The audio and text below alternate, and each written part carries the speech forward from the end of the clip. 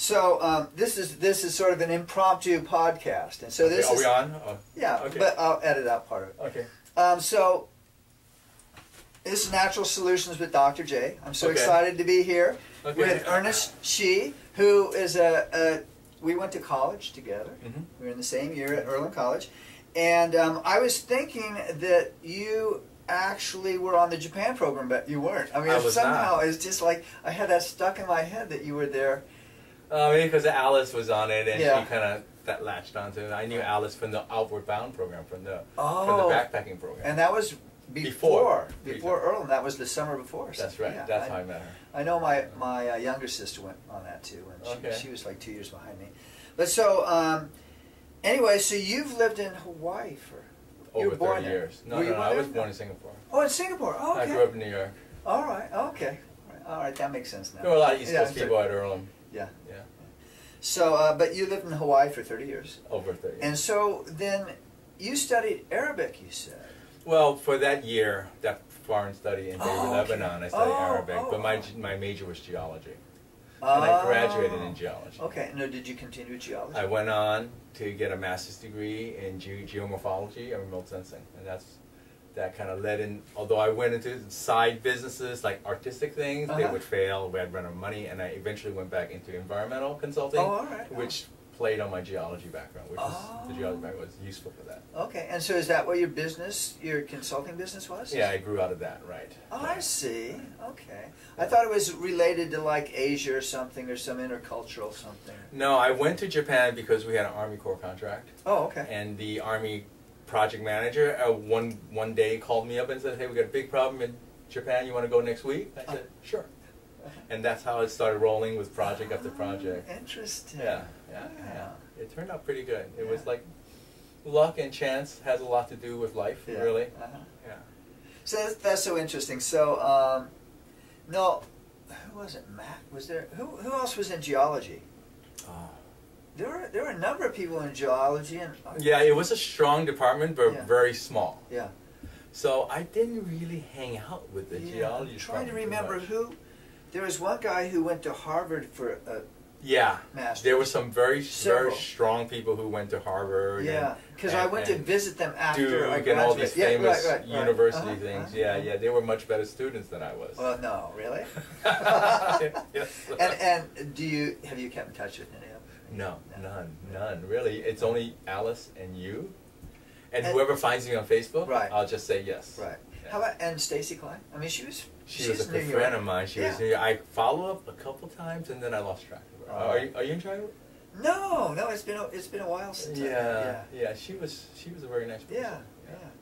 So Stacy Klein. Yeah. So you've lived in Hawaii, and your business consulting is in environmental. Environmental consulting. Yes. Yes. Now, what is that specifically? Okay, so most of the projects involve contaminated lands or groundwater, and you'd have maybe for the Navy they had a Superfund site in Pearl Harbor, so there were multiple sites where they had contaminated like PCBs or lead or solvents or oils that would hit the ground and hit the soil and the groundwater, and we'd have to assess it, take chemical tests, recommend whether to clean it up or to mitigate the risk, that kind of stuff, like a lot of thick reports, basically. Wow. Grab samples and thick reports. So you have to do like deep core samples too? We do core samples. How deep would those go? Well, it depends on the contamination. If it's surface contamination, it doesn't go very deep. How deep would that be? I don't know, usually like 5 feet, 10 feet, 15 feet. 20, Oh, well, I would think that far is like inches. But actually, you're talking feet. It actually goes that deep down in. Well, yeah, it's not that far, but I mean, you hit where Pearl Harbor is, there's a brackish water layer that's maybe 15, 20 feet. So once it hits that, it's going to spread out. And then you don't want to hit the groundwater, which is much deeper. Oh, I see. So yeah, there's the clean groundwater. No, that's in the Pearl Harbor area. You mean at 15 feet is the brackish water. Yeah, approximately. Yeah. So, as you may know, for the past 30+ years, I've been in natural medicine and acupuncture. Right. That kind of led out of your Tai Chi thing, right? Exactly. That's right. Yeah, doing Tai Chi made me want to know more about energy flow and stuff, and so that's why I went into acupuncture. And I also thought when I was traveling, so after Earlham, I was back in Japan for a year and a half. Oh, okay. And Did you do jet Japan. program? You did the jet No, thing? it was actually a special scholarship from Mombusho. Okay. That Earlham had a connection with Waseda. Right. And it was a special thing. So I was hitchhiking through Indiana on the way to East Coast after I graduated, and so I stopped off at Earlham and I talked to Dick Wood, and because he'd been my counselor, and or my advisor, and he had already offered this special Mombusho guaranteed thing. Earlham had to say, okay, this is the person we're choosing. Oh, he'd already offered it to like 5 other people. Oh, wow. And I had gone to Chicago and interviewed in Japanese and did the whole Mombusho scholarship application form. I'd already done all that. And I just happened in on this, and so he says, well, okay, I guess we'll take you. I was sort of like the consolation prize for the program, and that's what I felt. Because the other 5 people didn't Other people were already doing other things. Oh, well, you lucked out. Well, I know. there it is. I know, There's luck and opportunity and chance. Yeah. And so, so I went back to Japan for about another year and a half, and then I traveled for about 2 years through other parts of Asia. Okay. And while I was doing that, I was going, I really like traveling. You can probably identify that. Yeah, sure. And I like traveling, and what can I do to keep traveling? And I said, I'll be a traveling acupuncturist. Okay. That sounds hard. It's impossible. You can't do that. Yeah, because you need but referrals it was so naive. and stuff. Exactly. It was very totally naive. But so anyway, that sort of helped direct me in this direction. Oh, okay. It's kind of like David Carradine shills into some western town and unfolds his acupuncture tool. Exactly. You know, or yeah, that was a great show. So it's very interesting that the environmental thing. So certainly in what I talk about in this practice, in for example, in brain health, I'm focusing a lot on right. And one of the issues is detoxification. Okay. Because there are environmental pollutants. So would you say that the environmental pollutants that you use to monitor and do reports on are they're real things, and are they a challenge to people? Oh yeah, I mean, I would say there's the chronic things that affect you, and then there's the acute ones. So we'd had a couple rare projects where we'd be involved in acute things, like I had a sulfuric acid spill. And that was like a cute thing, but those are really fun when you can do something that's really life-threatening. But the chronic ones, you know, you're not going to die for 20 years. Right. But those are the things that are persistent, and especially the PCBs were terrible issue that are everywhere. Everyone's got it. Everyone's got it in their body already. Very true. Yeah. Very true. So describe again to the listening audience what PCBs are. I mean, it's polychlorobiphenyl. Well, anything chlorinated, turns out there's a lot of chlorinated compounds, TCE. The chlorinated compounds will find a lot of bioavailable sites in your body. And also chlorinated compounds are very stable. PCBs were incredibly good lubricants because they never broke down. So the chlorinated aspect kept it in its form, and it didn't break down. It didn't change form. Yeah, it was very good heat-resistant oils. It was used in a lot of motors, a lot of anything industrial, especially World War II. They would make all kinds of PCBs, and these things just tolerate and stay in the environment and do not decay. They get in your body. They get up there. You know, the chlorinated find sites where salts and other things will find sites, and then they'll stay with you. And then when you eat up the food chain, it just accumulates. Because if it's in the water or whatever, then the fish will get it in them, and that'll get in their fat, and then it gradually goes up the food chain. Exactly. I don't know that much about the toxicities part of it, because I'm not a medical person or a biotoxicologist, but I do know that it's terrible and it's very persistent in the environment, and we monitor for it a lot. So you are no longer doing that. You sold that business, but are you still in the consulting field? I still do a little bit of that, and I started just last month another company with a friend who's much younger, and she's Asian, so she can qualify for some special programs. Oh yeah. Right. And so we're gonna get that going for her, and I'm like small percentage owner in that. Meanwhile, because of my business sale, I have some property that I have that I can manage, and so I'm kind of doing traveling. I'm shifting more into art. I want to do a lot more photography. Because you did a lot of that. You did that. I did a lot before at Earlham, and I want to do more gallery stuff. I'm in a nice position where I don't really need to make money in photography, like, oh, I'm going to do your wedding or something like that. That's awful. There are people who are really good at that, and let them do it. I just want to do artistic things. And I write off my travels. So I've been all over the world. I've got more trips coming. I'm going to go to Asia in December. So Japan, I'll go back to Japan.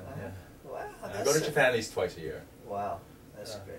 So do you have like a website that people could... No, I need to work on that. I know you're on Facebook, though. I'm on Facebook. I put stuff on Facebook and Instagram, but I don't really have it. I have an Instagram site called Coco Fatsia, K-O-K-O, like coconut, but it's like spelled kind of ghetto. And fat, like P-H-A-T. Oh, P-H-A-T, okay. S-I-E-R, Fatsier. Oh, Fatsier, Coco. Yeah, I had Coco Fats before, but that got shut down because I had too many Burning Man photos on it. And someone reported it and they shut me down, so I'm like more judicious on what I put on that site. Yeah. I didn't know that they could do that. They do that. They did it to me. You mean Burning Man? No, Instagram. Oh, Instagram shut my site down, my Instagram feed. Because you had too many pictures? Burning Man pictures, you know, the naked ones. Those ones. Yeah. So those got shut down. I mean... That was recent? That was a couple years ago. Oh, okay, so you Coco Fatsia is my second. Oh, okay. That's why it's called Coco Fatsia. So you've gone to Burning Man many times. Many times. I just came this year. That's I remember. I remember so you were sort of passing through and everything. Yeah. Yes. It's my 8th time. Your 8th time. What do you mean? 8th time. 8th. Oh, okay. I have a list because I had just got Invisalign. Oh, all right. Yeah. So it must feed. Burning Man must feed something in you. Yeah, it's very creative. Burning Man's very creative, very alternative. I've made lots of friends throughout the world from it, and they're all really smart, educated, creative people who go there and are looking for contacts, looking for new outlooks. And this year we started another theme camp. That was kind of fun. So I don't know. I'll probably go back next year and keep on moving up on that theme camp. But you know, people say they're not going back. I said I wasn't going to go back, but then every so often, I like to say Burning Man is like, you feel like you're not on Earth. You feel like you're on another planet. Ah, interesting. It's very different. I mean, people are super friendly and you meet lots of people who are engaging and want to do things, and you see incredible art, of course. You see that on the news feeds and stuff. So I'll probably be back. But it's expensive. There's all kinds of controversies. Everyone's saying, "Oh, it used to be much better," you know. But that happens with many things. So that's so fascinating. So you're looking very youthful. Yeah, I'm Asian, you know. Asian, that helps I know that people say black don't crack. I don't know if there's one for black don't crack. Yeah.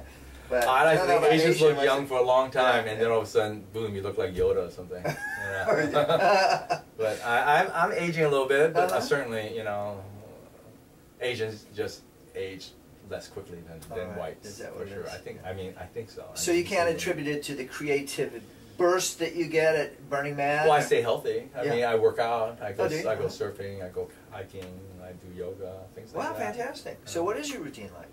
Your health routine?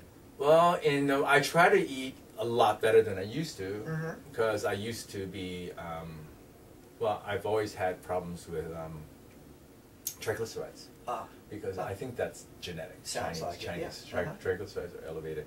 And then there's diabetes in my family, type 2. So I kind of watch out for the starches, watch out for the carbs, try to eat less, just total less. You know, so I've lost a little bit of weight. I was like 220, now I'm down to around 200. I want to get 190, 180, that level. So I think you feel much better that way. Surfing is just, I have a lot of young friends. They all like to go surfing. I like to go surfing. I'm not good at it, but it's one of these things you can just keep on getting better the more you try. And it's difficult, but when you fall, you don't get really hurt. It's not like skateboarding. Yeah, I think I went surfing one time. And that was, where was that? I think that was in Hawaii? The Virgin Islands. Oh, they have surf there? Maybe it was Hawaii. I think the Virgin Islands, yeah. I went out with some other people who were surfers, and they did it there all the time. And I went out, and it was horrendous. It's horrible. It was so hard to do. It's so hard to do. Really, you're just flailing around. Your arms feel like spaghetti afterwards. Oh, yeah. And I didn't wear something on my chest, so the sex whack cut it up. You got rashes. Got rashes. Your nipple got all rashy and everything, and then the salt water burned the chest. But I actually sort of halfway, almost, I wasn't up or anything, but I caught sort of a wave. part way, and I go, oh, now I know why people are so thrilled. This is amazing. It's a feeling. thrilling ride. Yeah, Yeah. But it's hard to catch. Catching the wave is hard. People think, oh, standing up's hard. No, catching it is hard. Oh, interesting. Yeah. So anyway, I do that. There's lots of hiking in Hawaii. So I do that. That's really good for you. Yeah, hiking's wonderful. So my daily routine, now that I don't have to show up anywhere regularly, I'll get up. I have to admit fairly late because I stay up late, and I get up and I have a 10-minute workout that I do. I try to do it every single day, and that's basically some push-ups, some sit-ups, some chins, some lunges, just like basically work on my core. Just something that I can do, and like okay, I can spare 10 minutes no matter what my day is. It's good to build that into routine. I try to build that in. So I was running for a while, but I don't think running's that good for you. So. At least long distance. I'm not like some people can do like 100 marathons and they're fine. I know, Yeah, but most people, their knees. I got to watch out for my knees, and my ankles, my hips. A lot of people around me have had knee replacements and hip replacements. Like my ex-wife, she had a hip replacement just last month. Wow. So it's like, we're at the age where anything can happen. And we don't want that necrosis to be going on. Yeah, what's like death? Necrosis is death cell. It's like stuff just dying and turning into yuck. From sedentary lifestyle or from it can be from damage. overuse? It can be inflammation. Yeah. I play tennis too with friends, but I don't play competitively. We just play. You aren't like in a senior league or something. No, we just play. We just like silver friends texting. Oh, no, wait, let's go play. We go play. So I'm not in any organized league. I go sailing with friends, but like I say. I just basically bring beer and we just jump off and jump on. If they want me to hold the wheel, I'll hold the wheel. I mean, I know about sailing, but I never. I think we took classes there. There was sailing classes there. Sailing classes there. That's interesting. At that lake, we used to ride our bikes there and go to those flying juniors. So I know the basics. Right. And people keep on trying to make me buy a sailboat, but I don't think I need that right now. Buy a sailboat? Nah. They say a sailboat is a hole in the water. Hole in the water that you pour money into. Exactly. And you can't just, it's not just money, it's time. That's true. Time and money. I love doing it, but for a long time it's just kind of been sitting there. Yeah. I wouldn't mind doing a share thing. Yeah. A shareable thing, but and I play music. I play music a lot. I play guitar. Fantastic. I just recorded. Guitar, right? No, not at Earlham. I didn't know. No? I didn't know that. No, I just started much later in life. But actually, I can play you a song if you want. I just recorded with my friend. Nice. You have your guitar with you? No, no, but I can play it on my iPhone. Oh, okay. Right. You want to hear it? Yeah. Let me see if I get Dropbox here. Oh, I don't have service. You have Wi-Fi? I do. What's the Wi-Fi? It's complicated. Oh, is it? Yeah. SPG Private Berkeley? It has changed so frequently. Well, maybe I do have two stars. Maybe I can get on.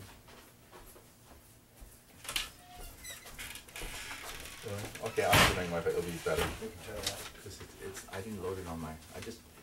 He just mixed a bunch of tracks. Oh my God, you gotta change that. So that's. It used to be different. Y6, I think that one, yeah, I think it's that. Y6.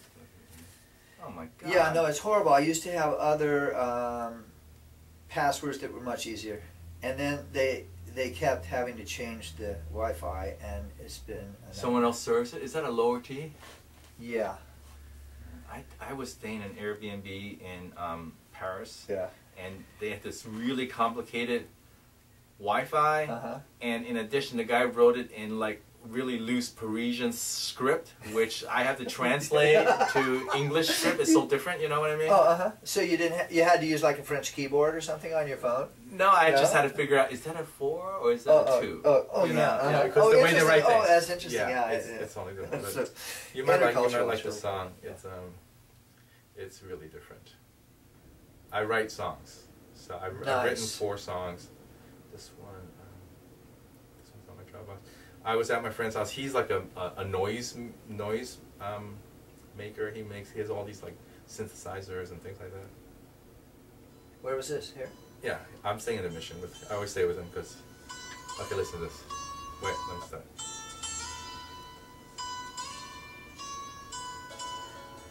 I'm playing all the tracks. He just layered them on. Oh. I'm singing all this.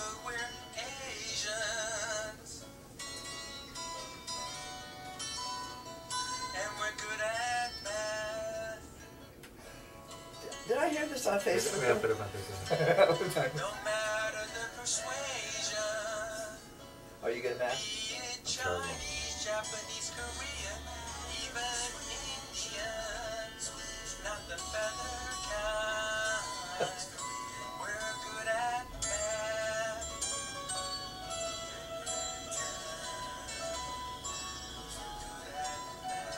Now you white folks, you gave us democracy, modern management theory, and we thank you for that. And we thank you for that. And this is based on all your years of travel. It just felt the urge.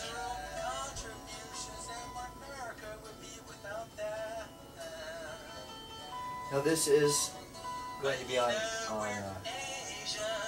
I'm going on an Asian trip, so I'll just record some video. yeah.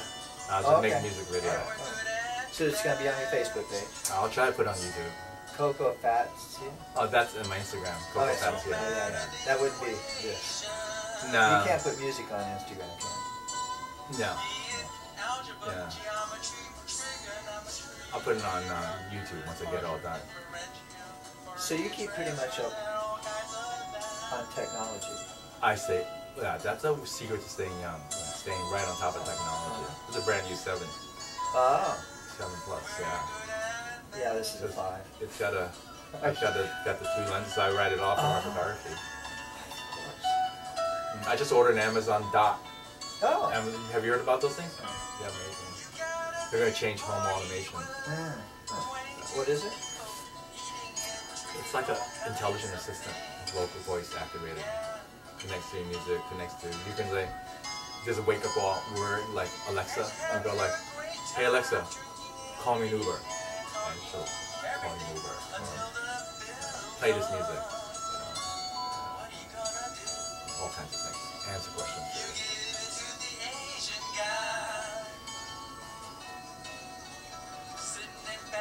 I just mildly